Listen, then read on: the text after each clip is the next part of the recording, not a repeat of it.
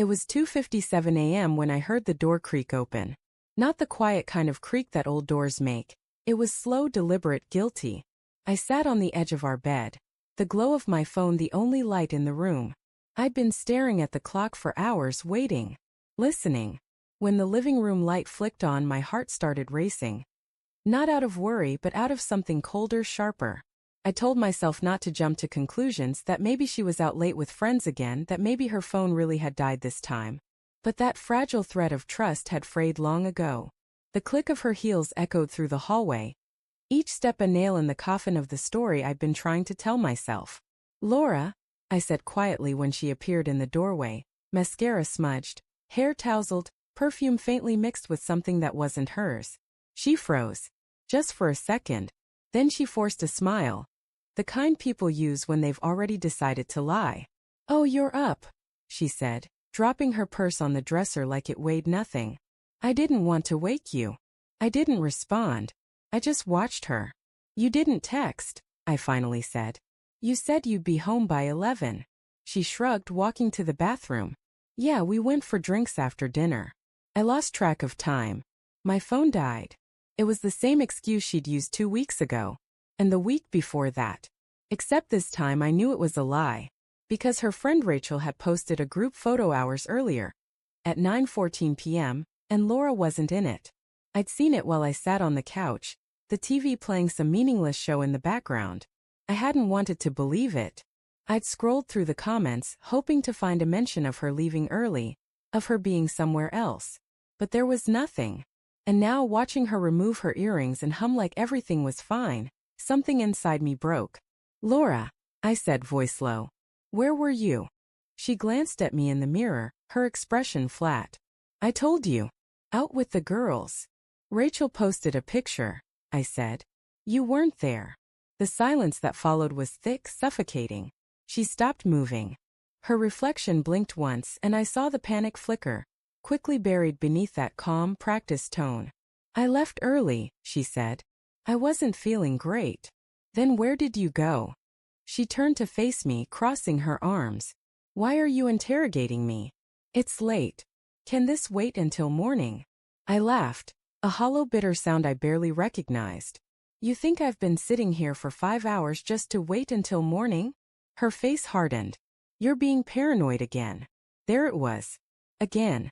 That word she'd started using months ago whenever I caught her in a half-truth.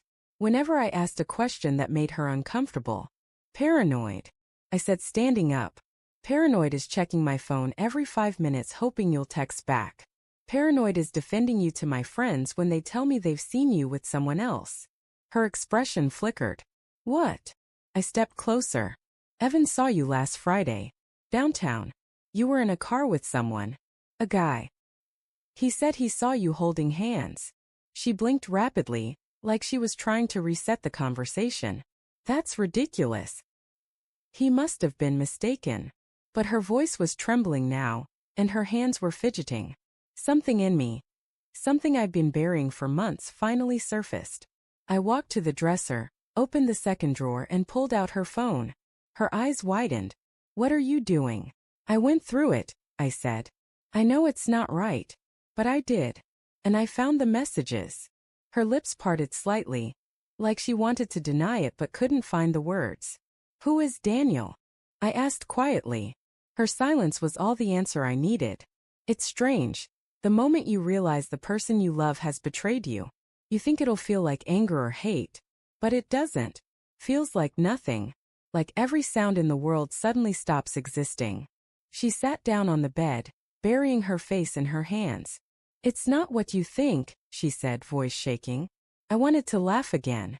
"Then please," I said, "tell me what it is." Because the text said, "I miss your hands on me. So help me understand." Tears welled in her eyes, but I couldn't tell if they were guilt or fear. "It wasn't serious," she said. "It just happened. We were having problems and he listened when you didn't. I didn't mean for it to go that far." I stared at her, trying to process the words. Just happened. That's what betrayal always sounds like to the one who committed it. An accident. A moment. But to the one betrayed, it's 1,000 moments, all crumbling at once. "How long?" I asked. She hesitated. How long, Laura? 3 months, she whispered. I nodded slowly, my chest tightening like a fist around my ribs. 3 months.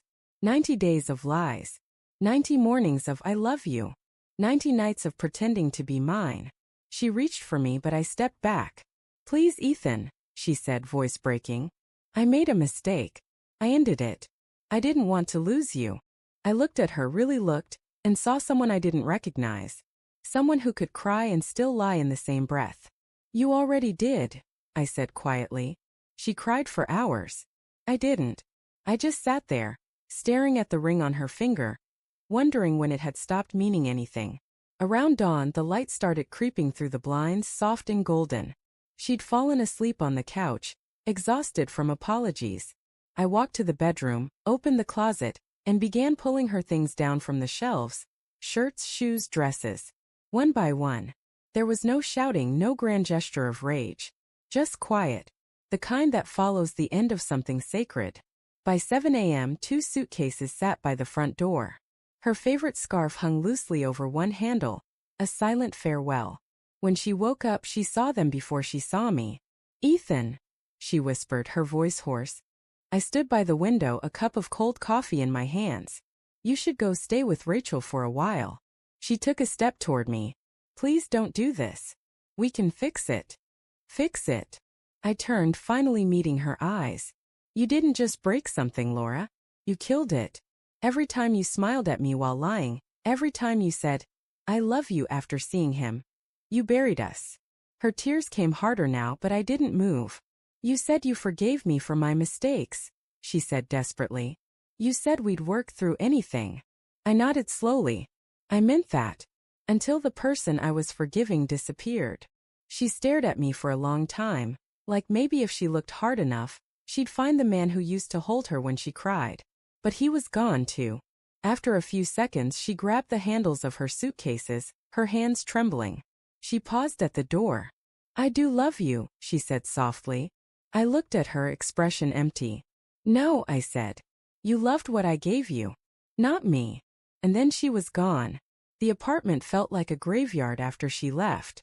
Her perfume lingered in the hallway, her mug still sat by the sink, her laughter echoed faintly in my memory. I walked through each room slowly, like saying goodbye to a ghost. Every little thing carried a story, every photo, every note on the fridge. It all hurt. I wanted to hate her, but all I could feel was exhaustion. That night, I sat on the couch and finally let the tears come. Not for her, but for the version of myself that believed love could survive anything if you just held on tight enough. It couldn't. Sometimes love ends quietly. No screaming, no slammed doors. Just a 3 a.m. return and 2 suitcases by the door by morning. And that's how you learn that betrayal isn't always loud. Sometimes it walks in softly, pretending nothing happened. Until you finally decide you've had enough. Weeks later, she texted. I miss you. I made a mistake. Can we talk? I stared at the message for a long time. My thumb hovered over the keyboard. I thought about the nights I waited for her, the excuses, the lies. The way she looked when she said it wasn't serious. And then I did the only thing that felt right. I deleted the message. Then I went to the closet, pulled down the last picture of us and put it in a box. Not out of hate but peace. Because sometimes letting go isn't about anger. It's about finally realizing you deserve a love that doesn't walk in at 3 a.m. like nothing happened.